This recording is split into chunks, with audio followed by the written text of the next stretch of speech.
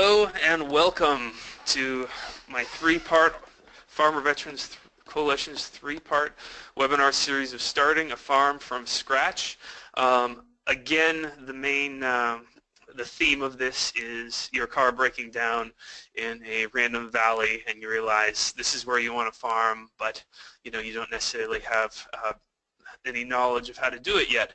I think a lot of it is for people just getting into it, but refreshing on this stuff is really good to do. Every time I go to another class or webinar about almost any subject, I feel like I learn something new every time.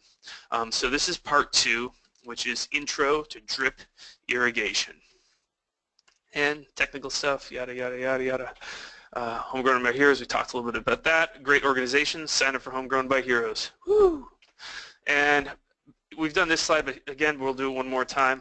Who am I? Operation Iraqi Freedom Veteran. I'm a Peace Corps volunteer. I did agriculture in the Peace Corps, and I tried to do a marketing campaign essentially for sesame oil, which basically meant me riding on a bicycle with a backpack full of empty bottles stolen from the Peace Corps hostel to fill with sesame oil to sell. And then after that, I got into vegetable growing. So in all 10 years of farming experience, to put it all together, I've been growing organic vegetables.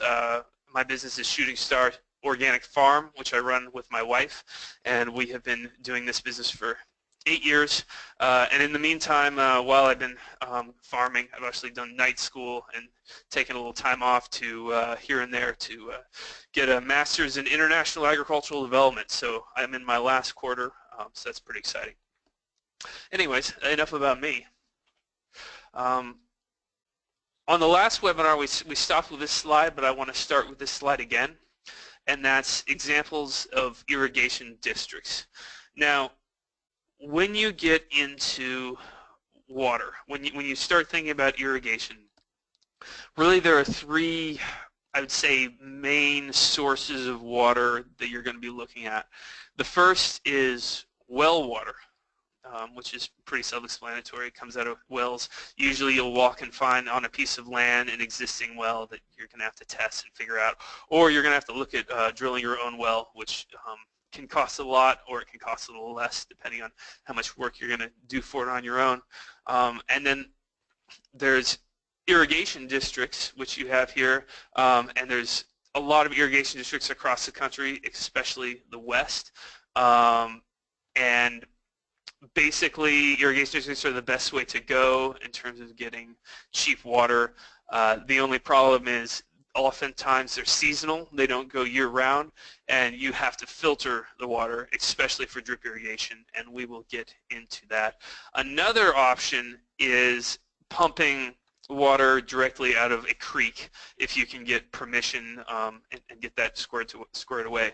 And so some people pump water directly out of creeks, which again, whenever you're doing this, when it comes to drip irrigation, it's all about filtration. You have to have clean water going through your system. So just keep that in mind as we go forward. Okay, basic components of a drip irrigation system. One thing I've realized is that the technology in different regions has been progressing all over the place. Like there's European technology, which is a tiny bit different but pretty close. There's kind of a set of technology, drip irrigation technology for the developing world. I was recently in Africa doing this very class in person, and we ended up doing field trips, and I noticed a lot of the drip irrigation in principle was the same, but there are certain components that were slightly different.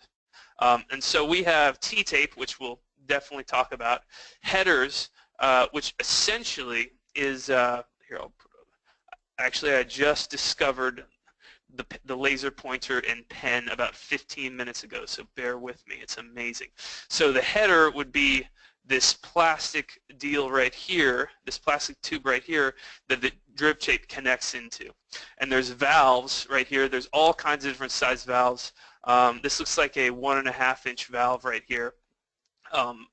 all different sizes, and it depends on what kind of your flow is going to be, how big your system is going to be. It really depends on the amount of flow you want to do. I like to do 2-inch valves for my system, but I like to have the option of having a lot of water if I need it, if I want to plug sprinklers into it one day. And then there's connectors, which I didn't mention here, but a connector is right here, and that essentially connects the T-tape to the header. And then that's obviously really essential, and usually people buy them, you know, these plastic things in bulk. Yeah. So another thing to keep in mind is underground PVC. Essentially the valve will go to PVC. Oftentimes you do it underground. It's not always necessary because technically you can get a farm going and have PVC going above ground. However, you know, if you run over your pipes and things like that, that's the whole reason to put stuff underground. And of course, filters, extremely important. That's kind of what makes the whole system work, because if you run dirty water in your drip irrigation system, then it will clog up very quickly, and it will not make you happy, and your plants will not be happy. They will die. And then pumps, we're going to go into a lot of different kinds of pumps because there's a lot out there. Okay, so I've created kind of a step-by-step process of creating a drip irrigation system. I can't say that this is every single thing you're going to do. As you guys get into it, these are large steps which really culminate into a lot of much smaller steps. And my main thing that I like to say is that we would never have made it to the moon if no one had cleaned the bathrooms and stocked the coffee machine. What I'm trying to say is that all of these large tasks are simply a culmination of smaller, more simple tasks.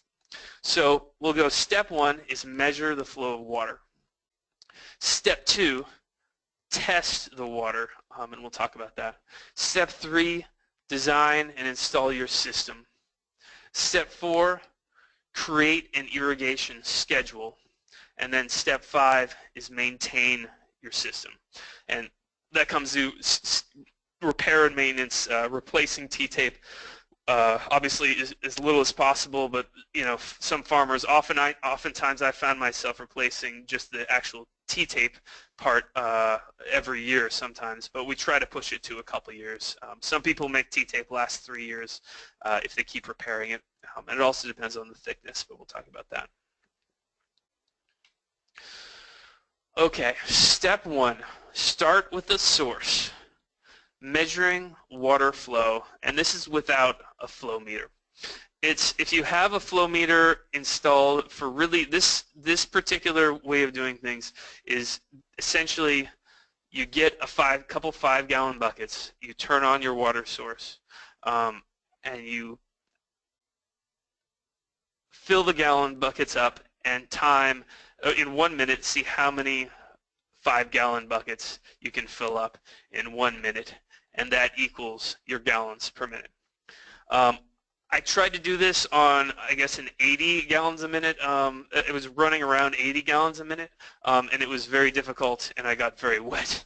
But it's definitely worth a try to get, how do I say, an estimation when you're doing larger gallons per minute. But if you're, you know, if you have a water source that's potentially doing, you know, 100+ gallons a minute, you're going to have to invest in an actual meter, a flow meter, or a really, really big container, say a 50-gallon container or something like that, so you can fill it up and see what happens. So when you have high flow, really high flow, you're going to need a flow meter.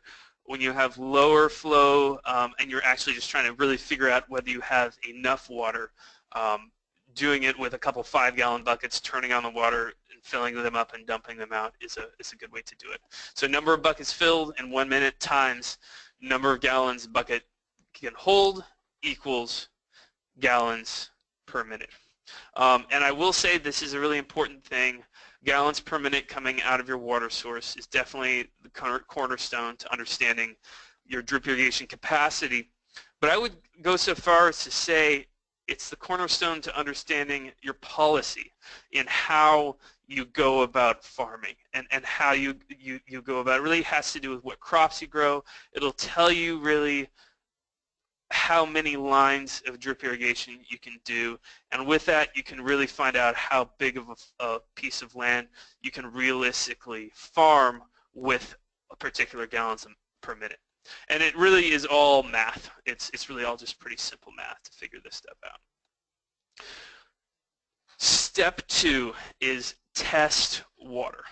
The main thing you find out with water is really what can't I grow? Will I need to leach and do a leaching factor? Can I drink my water? Can animals drink it? Of course, if you're going to have livestock, you should know. And can I drink my water is pretty important. One time we get Solano Irrigation District water, and it's unfiltered, basically pure rainwater. And basically one of our workers just started drinking the irrigation water directly. Nothing happened to him, but it did make me a little bit nervous. And so yeah. Okay. So basically with testing water, there's a lot of nutrients out there, magnesium, nitrates, a lot, and phosphorus and things like that. And a lot of these nutrients that you're putting on the ground in the soil, in fertilizers, and basically mostly fertilizers, and whatever is actually in the natural aquifer in the first place, a lot of that stuff leaches down and ends up in your water table, or it ends up in your rivers or your irrigation district. And so it's important you do this. Case in point, I thought about leasing some land out in the Cape area, and it was a beautiful place. I think it was 30 acres. We could grow as much as we want. And we were super excited about it. The landowner loved us. And then we said, okay, we're going to get a water test just to be safe. So we get a water test out of his area, and it turns out the water has high boron. High boron essentially makes it very difficult to grow lettuce and greens. Tomatoes can handle some degree of boron, but as far as lettuce, we really wanted to do a CSA at the time. So, and without lettuce, we just had no reason to do it. So we had to tell this guy that his water was contaminated with boron, and he was pretty depressed about it.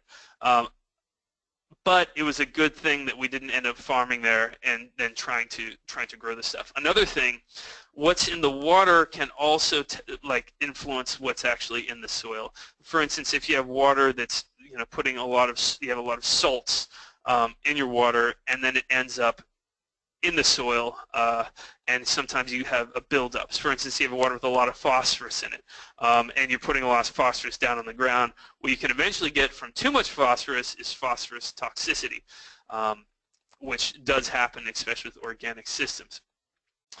Irrigation districts publicize water results. And so you can, if you trust your irrigation district, if you feel they're a pretty reputable organization, and if you look on their website, and they will have water results. And if they're good, then they'll publicize them. And check out how recent they are, how new they are. If they're really old, if they're like 10 years ago, then you might actually want to take the dive and test your well water. Let's see. So, water testing labs. There's a few. There's a lot of water testing labs out there. You really got to look out there. Here's just a few. So I recommend, if you are interested in this, just Google these names: AgriSource, SDK Laboratories, Noble. I would definitely recommend getting out there and testing it. We're actually going to read a question.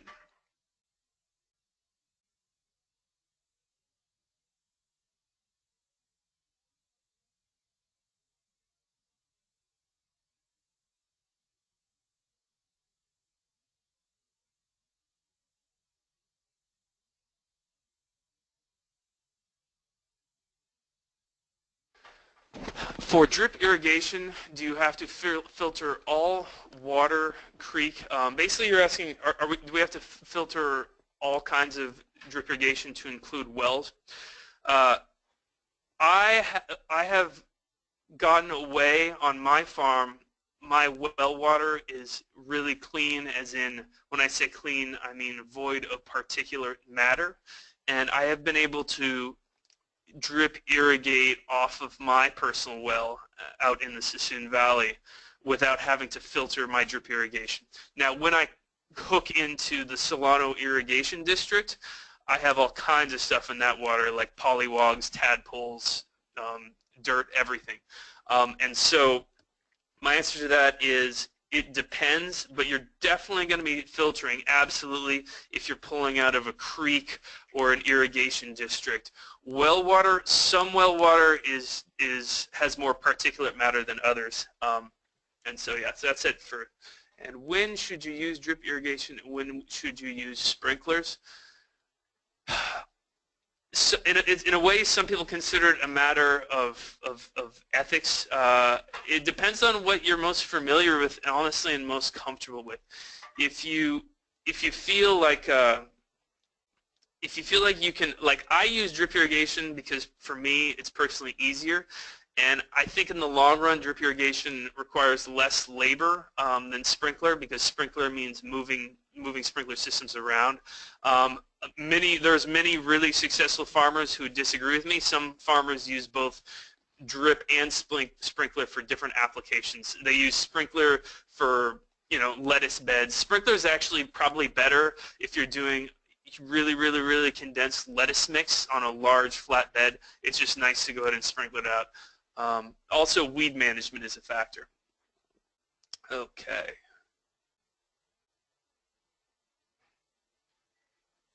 Okay, can you please mention that the orange and gray valves are fragile?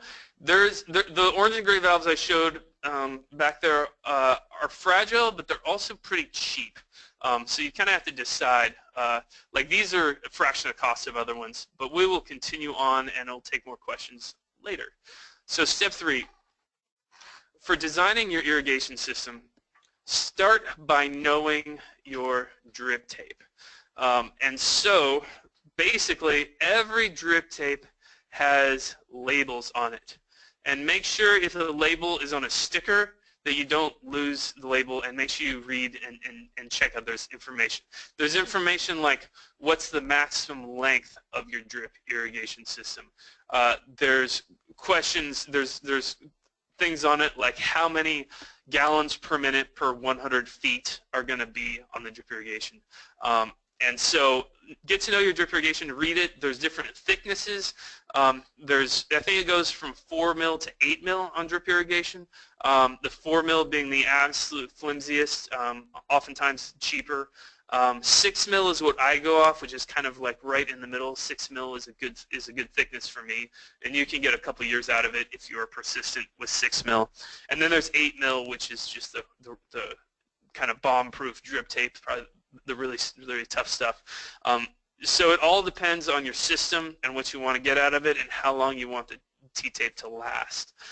So that's it for getting to know your drip irrigation system. Oh, and there's also high flow, low flow, but we already talked a little bit about flow. So, okay. Now you want to calculate how much drip irrigation you can water at one time. What's the greatest number of rows you can do, essentially, of drip irrigation? So with your gallons per minute calculation, how much drip tape can you use at one time? Gallons per minute divided by gallons per minute per 100 feet equals the number of 100-foot lengths. So we'll go over to this calculation. So we're going to say that we have 100 gallons per minute, right? And then we took a look at our label, and our label for our drip tape said there was 3.0 gallons per minute per 100 feet of drip tape. So 100 gallons per minute divided by the 3.0 gallons per minute equals 33. Now that would be 33 100-foot lengths. So now we know that that with 100 gallons per minute, you can water 33 100-foot lengths. So we go 33 times 100 feet equals 3,330 feet. So now we know with 100 gallons per minute at 3.0 gallons per minute per 100 feet of drip tape, we can water 3,330 feet. And remember, this 100 gallons per minute is what's coming out of the, that's what's coming out of the well, is 100 gallons per minute.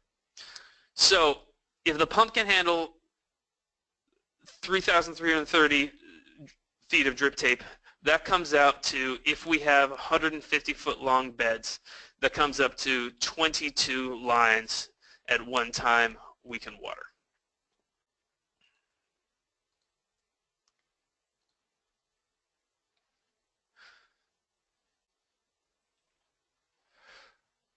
Here's an example that I want you guys to look at yourself.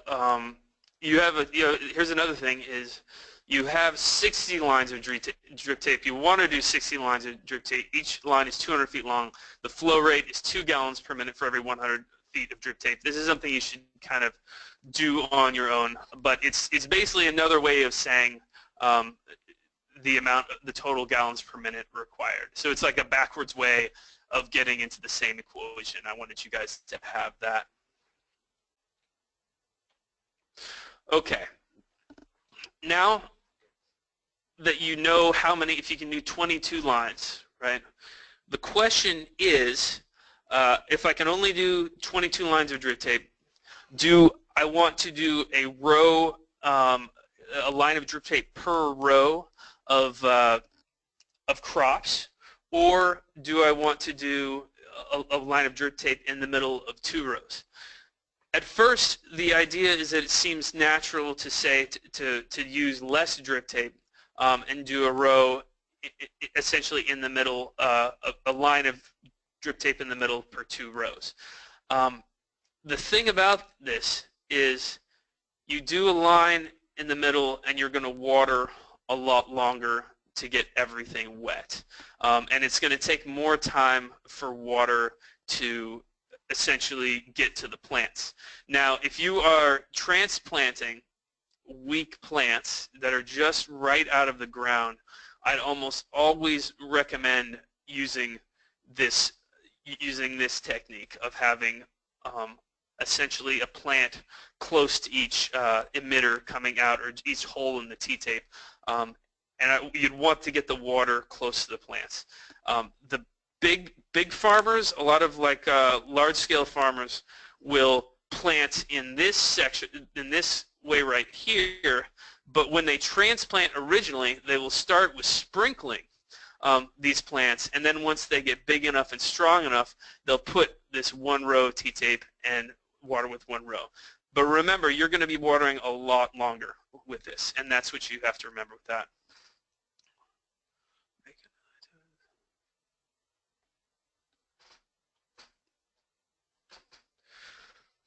Now, to talk about underground installation with that. Hold on one second.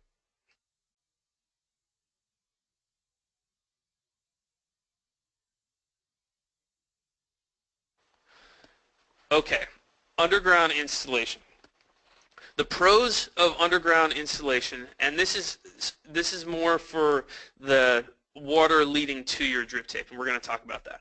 But the pros is when you install pipes that lead out to your headers, you won't be driving over your pipes all the time. And I can tell you, I've seen people do above ground installation to save time and money, and in the end, having pipes on top of the ground going all throughout their system, especially when you get into tractor use, is really kind of a non-starter, I'd go so far to say. So once installed, it's easy to use, and then all you have to do is simply glue the pipes together with a little PVC concoction and they hold together pretty well, and so that's a really good thing. I love using PVC pipe underground.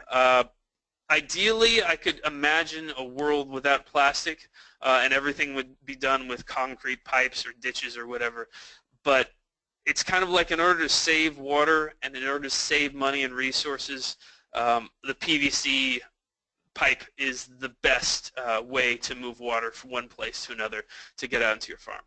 So the cons is underground pipe can be difficult to install in wet soil. I've tried to install it in soil that's too wet and dig holes in wet soil with say a ditch witch, because I'm too lazy to dig trenches myself, so I get a ditch witch, which is essentially a machine that will dig a trench for you, that you can rent for a few $100s for a day.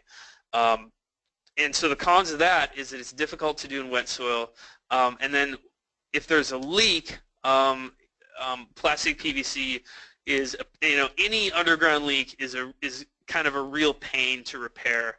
And many times there's spots where I've tried to rip through soil and I accidentally catch a part of my irrigation system, and then I have to deal with it. And it requires a lot of digging in wet mud. And in a way, I've come to enjoy it, but it's quite a lot of work to repair this stuff. Here's an example of a layout example that I found. And so this is one example where this is probably the only farm they have where you have a main line coming in. And so this is underground, and I would say right here is where it would go above ground. And then you have your essentially your valves above ground, and the valves connect to your header, and your header's right here, and then this is your T-tape going down. This is pretty much the kind of system that I operate with, although the main line is configured a little bit differently from the way I do it. But it's pretty simple. You have water coming from your main line, it comes up and then ends up in the T-tape, and then it goes all the way to T-tape bed ends. And at the ends of the T-tape, just so you know, there's no reason to buy, essentially the T-tape companies have T-tape ends they sell and header ends, and basically like a plug that go in the end of the T-tape and the header. Quite frankly, those kind of things are completely unnecessary because you can just fold it over. Essentially, you can fold the T-tape over, and the best thing that you should do is go visit a farm that has drip irrigation and really just take a look at it. A lot of what I'm trying to explain, if you go out and visit a farmer who's using T-tape, it will just click like immediately, and you'll understand exactly what I'm talking about when it comes to saving money on header ends and things like that. So here is an example of this is actually how I design systems.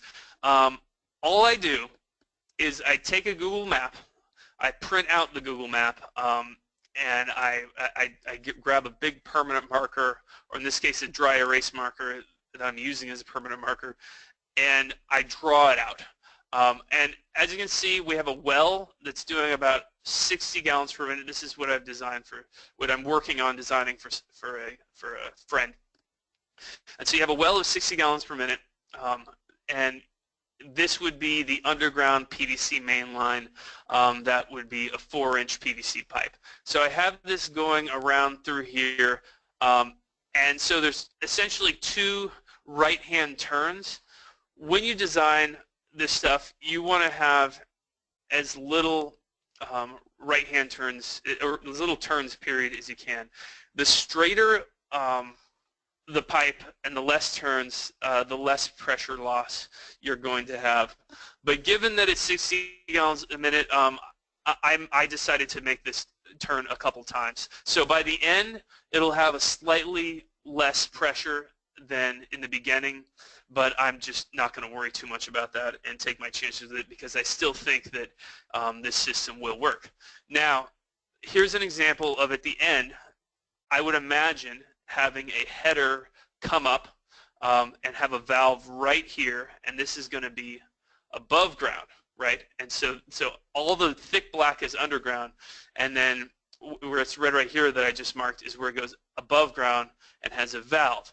And so the valve goes directly onto plastic headers that go out, and this is all above ground, and you have your above ground plastic header, and then you have your T-tape going down like so, as you can see, as I already marked it.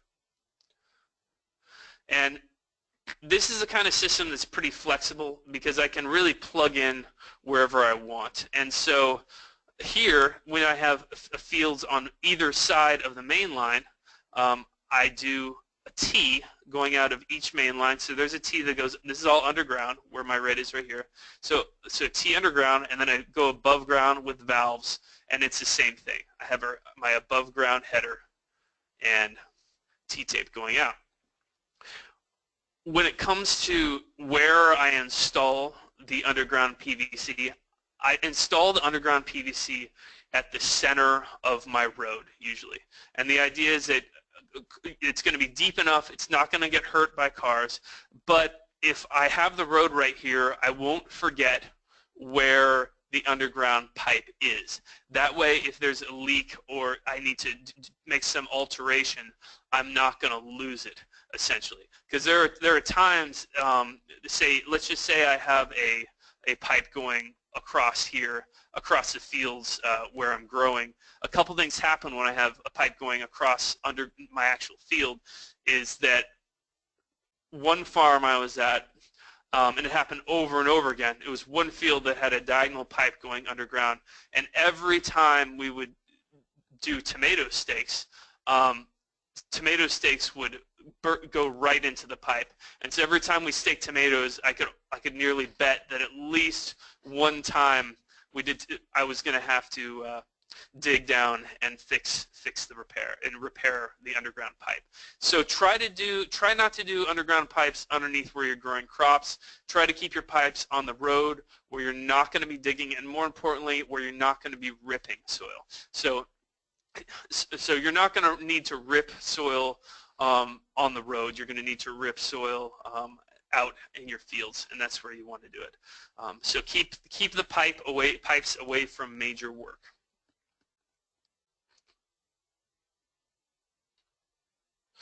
Here's another layout of a drip irrigation system, and so we have a water source, right, and we have a pump pumping the water source, and then eventually the water goes into a filter. The water is filtered and bam, bam, bam goes around through here to underground pipes, and then they have it coming up onto a different kind of system, basically a emitter system for trees. We're going to talk about that.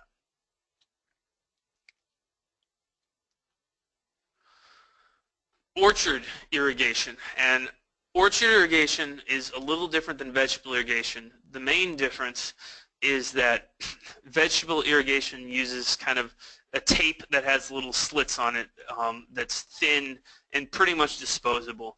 Orchard irrigation requires a more robust system that lasts a lot longer because your trees are in the ground a lot longer, and you don't want to be pulling this stuff out and replacing it all the time.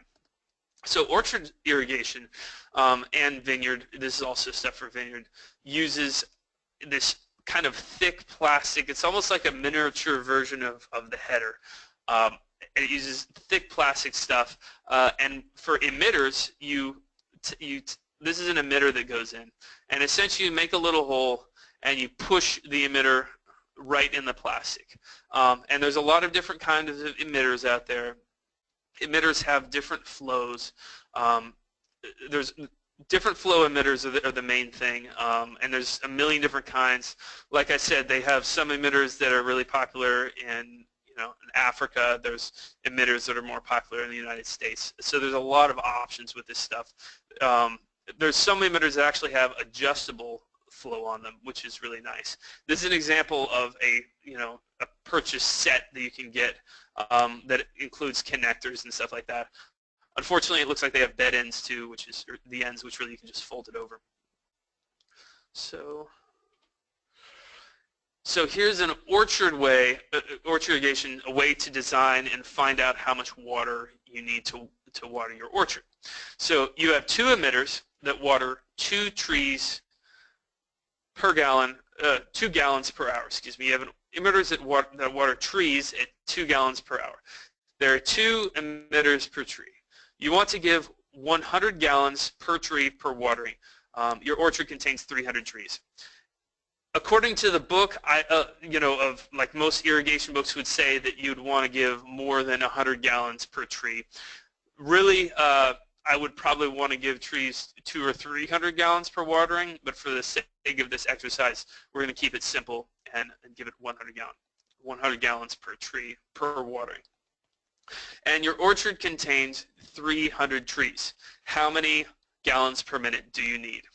And so that's 2 gallons per hour, and that's how much an emitter does. So 2 gallons per hour is how many gallons an hour each emitter is making, times 2 emitters per tree. So that's essentially 4 gallons per hour per tree, times 300 trees equals 1,200 gallons per hour. So in order to water 300 trees, you need 1,200 gallons per hour. Now that sounds like a lot, but if you come over here, you want to convert it from gallons per hour to gallons per minute. So 1,200 gallons per hour divided by 60 minutes equals 20 gallons per minute. So in order to water 4 gallons per hour times 300 trees, you need 20 gallons per minute. And because you know how to measure your gallons per minute, it's pretty simple, and you'll know by this calculation how many trees you can water. Now, how long do you need to water? Here's an example at 2 gallons per hour times 2 emitters per tree, 4 gallons an hour, and you want to do 100 gallons per tree. So you do 100 gallons per tree divided by 4 gallons per hour equals 25 hours. So with this system, you have a low flow requirement.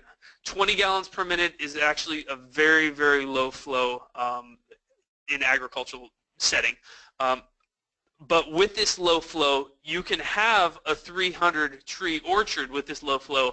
However, when you water, you're going to be watering for 25 hours or more. You might even do, 2 days if you wanted to water more in order to do that.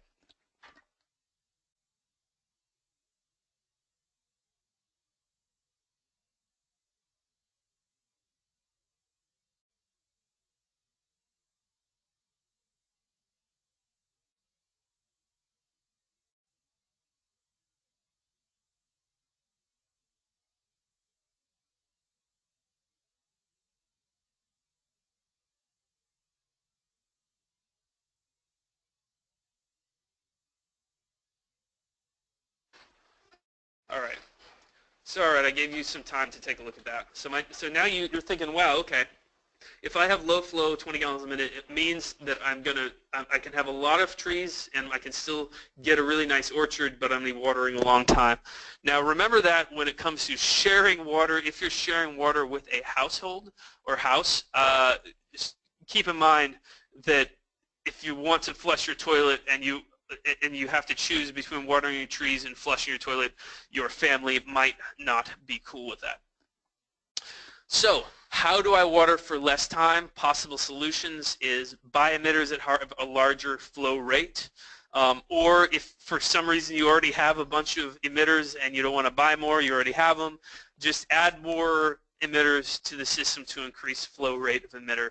But remember, it's all based on how much gallons a minute you have coming out of your original water source. So let's talk, we're going to go quick through pumps. We'll talk about surface pumps. Surface pumps are the standard gas-powered pumps. You also see them, they can be electric as well. They're portable, they have an extremely high capacity, A lot of times they'll do 100, 200, 300 gallons a minute, maybe more, depending on the power of your pump. You can use gas, diesel, and electric. The problem with these is they cannot draw from very deep. I've seen pumps that are rated for 10 meters, I guess 20 or 30 feet is probably the most they can pull from underground. And when they pull from that far underground, the motor is working really hard, and there's a lot. They're just not designed to pull well water.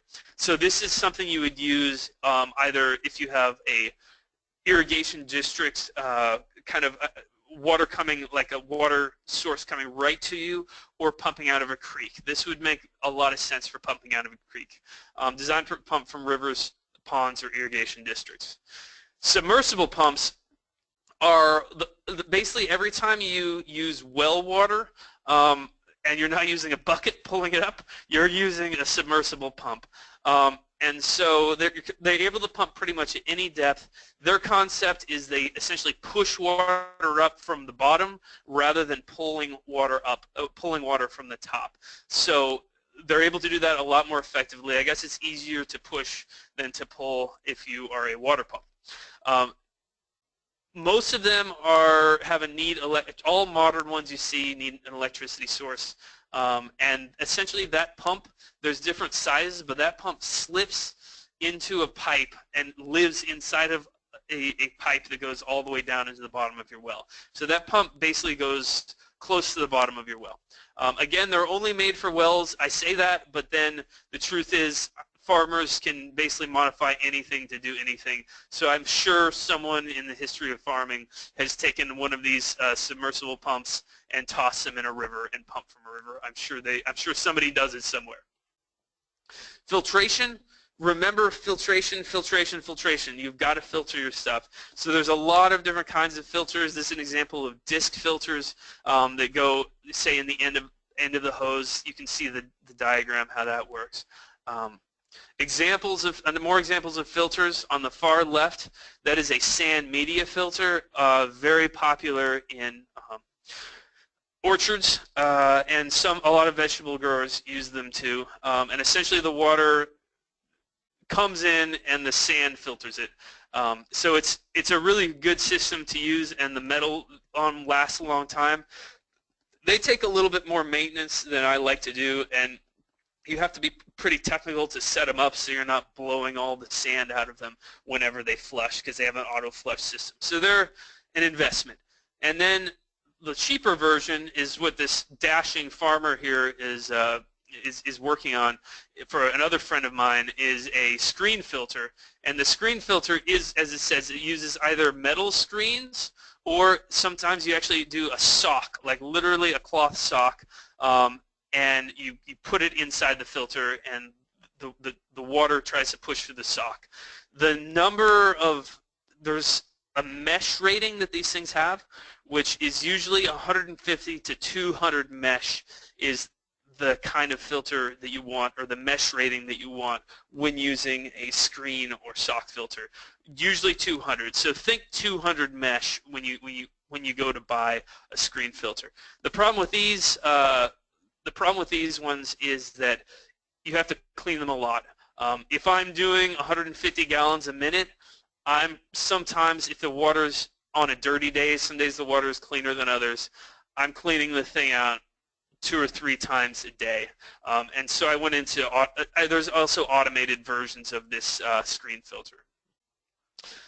After you do that, you've figured out that you can only water, you can only water 1 or 2 fields at once. Let's say you can water 1 field at once, and you decide you want to have 5 fields, right? So that's 5 iterations of watering throughout your farm. And so really what that comes down to is scheduling, and you have to make a schedule, and this is assuming that you're watering every 3 days for 3 hours every 3 days. So this is just an example. Do it on Excel spreadsheet. With this particular system, what we do is we print out the spreadsheet, and then essentially when somebody opens a valve, we physically write a little circle, right? So if this field is open, if you hand off, like see when I pass the irrigation schedule to my wife, she'll notice that it's open and I write the time that it's open, right?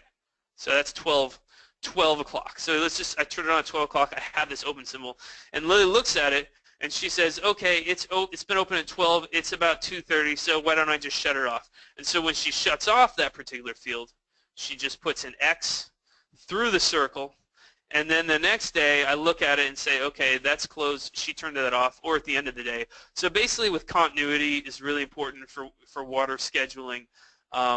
And it's just a really good way to keep track of actually how much water you're using, especially when you're in areas where water is expensive and you can't waste water. So scheduling is very important. Maintenance, I can't say it too much. Keep your filter clean. Fix leaks in your T-tape, and fixing leaks happens to be getting this deal right here, which is called a coupler. And essentially, if you have a leak in your T-tape, you cut the leak out. You would cut the leak out here and here, and then plug the T-tape right into the filter. And again, visit a farm and see this done in person. It'll just make it so much easier than trying to explain it. But you will need to purchase couplers in order to maintain your system, because T-tape, even the strongest T-tape, isn't invincible. Gophers like to eat it. Crows peck at it for entertainment. Tractors run over it. Hula hose break it. All kinds of bad stuff happens for T-tape. So, I mean, we use hundreds and hundreds of these couplers a year. And you don't want to let leaks go, because then you're going to lose pressure and lose money, essentially, and time. And another thing, keep dirt out of your underground PVC headers. When you break a header open, either from driving the tractor or knocking a stake into it, or whatever you decide to do to your PVC pipe, when it breaks, it's going to get a lot of soil in it. So when you dig down, you're going to fix it, and we can talk later on. You guys can email me about actually fixing underground PVC pipe. Once you do it once, you never forget it. And so once you fix it, just remember that you have to flush the line after you fix a broken piece of underground PVC. And so you have to flush the line rather than turning it directly on and getting a bunch of dirt and clogging your T-tape. Conclusion, if there's anything I want you to remember, first, this is lettuce that that's grown on T-tape. T-tape works. It's a great system, and we've grown so much produce with it. It's, I can't say enough good things about T-tape. Conclusion, step 1, measure flow. Step 2, test water. Step 3, design and install your system. Step 4, create a schedule. And step 5, maintain the system. And so that's all I have for that, and we can take some questions. Here we are.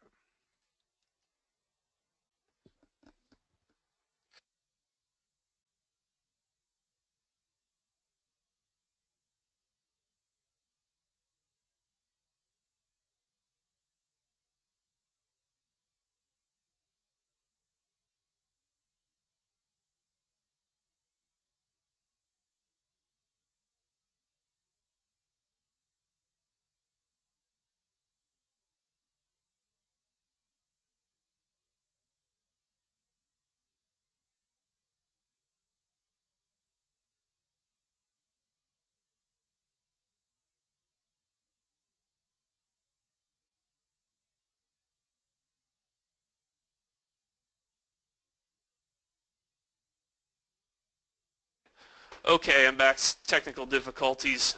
Can you tie an orchard irrigation system into a drip system, assuming the water can't handle it? That's really interesting. The main thing about tying an orchard system into a drip system is you tend to water orchard systems a lot longer. Like sometimes you'll be watering an orchard system for 12 hours or so. So can you, or 24 hours as we figured out. So can you tie an orchard system into the drip irrigation system? Absolutely. I like to have separate headers. I wouldn't necessarily mix, like I wouldn't have a row of orchard emitters followed by a row of T-tape. What's going to happen is that the needs of the plants and the systems are different, and you're going to end up watering way too much of one and maybe not enough of the other. However, tying into your main lines, your system itself, then I'm all about doing that, because you can tie into your main line. As long as the water is clean and you have enough water, you can do it, but don't mix them up on the same header.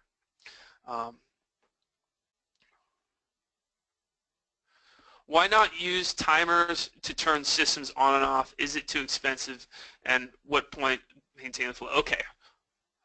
Why not use timers to turn the systems on and off is a good thing. I have thought about using timers. My main thing is I have, on my farm, I have large 2-inch valves.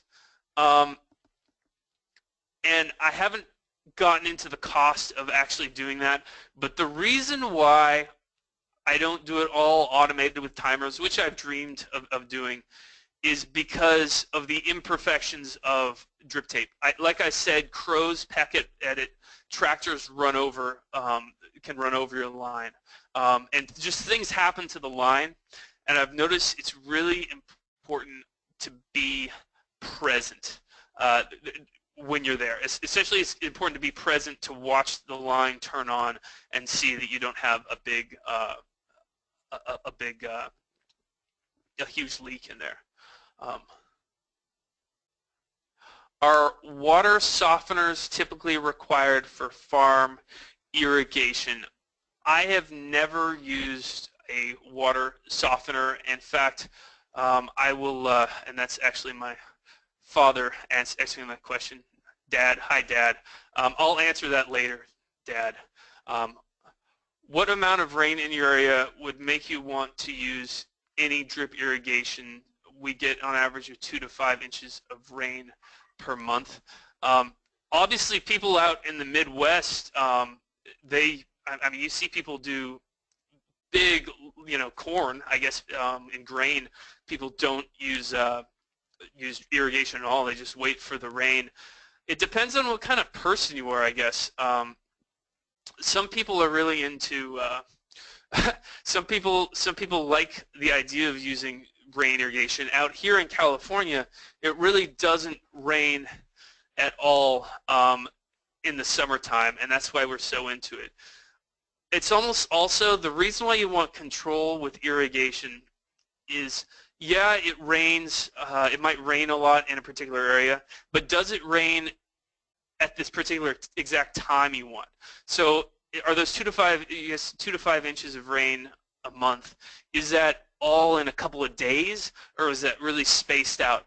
Plants like to have water every couple of days, and so having control of irrigation is a good thing. But some people do get away with doing completely rain-fed systems. With vegetables, I will say it's pretty rare. Okay. The decision to use T-tape instead of drip line is driven by cost. I'm planning on a small urban farm. There we go. That was okay. The decision to use T-tape instead of drip line is driven by cost, question mark. If you're referring to the drip line and T-tape, I'm using those interchangeably. So there's T-tape, which is one thing, and drip line, they're kind of the same thing. But if you're talking about orchard versus vegetable, I would say vegetables, almost always I would use, like, the cheapest thing is T-tape for vegetables. It's not as reusable, but I think it's a cheaper system. And then for the more robust drip line, the drip line with the emitters, that one is almost always for orchards. Okay.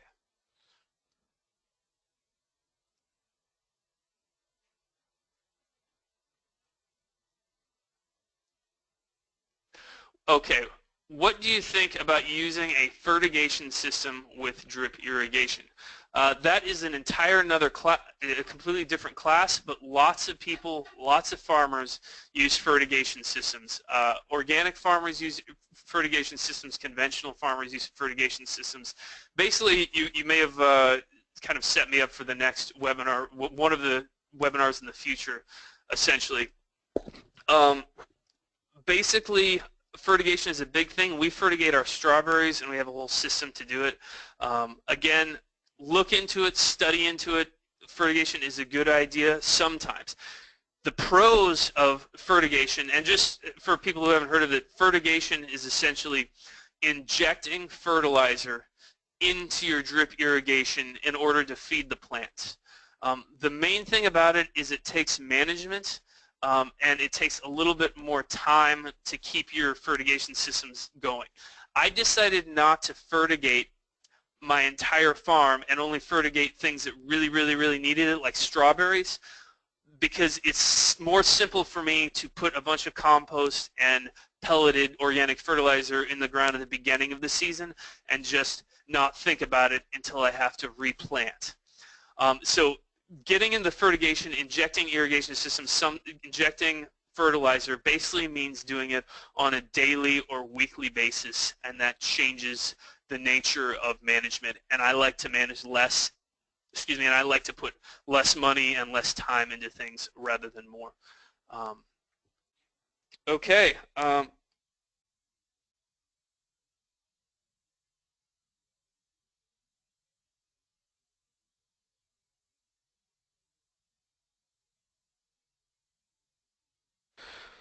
Okay, there's been a lot of questions, and this is a huge subject, and there's just not enough time to get to all of it.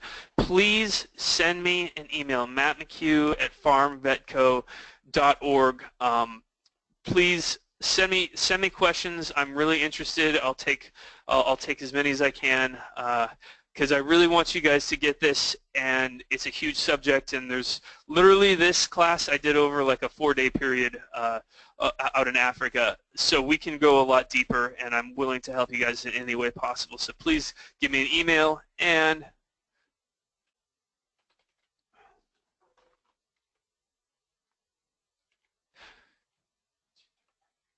part 3, starting from scratch. Part 3 is the best, not the best. It's the one I'm extremely excited about. Intro to business planning. What we're going to be doing is helping you guys understand, if you can, actually more like how you can make money with your business and how to plan it properly and do realistic business plans.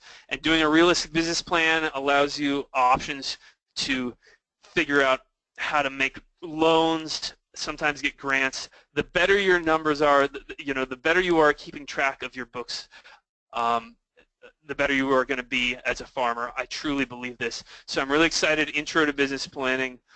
Please come to part 3 of my webinar. I'm very excited about it. And there's an upcoming webinar. There's, I guess, this RCIS has some employment opportunities for people wanting to become crop adjustment, crop adjusters. So that's an upcoming webinar, so check it out. Yeah, there it is.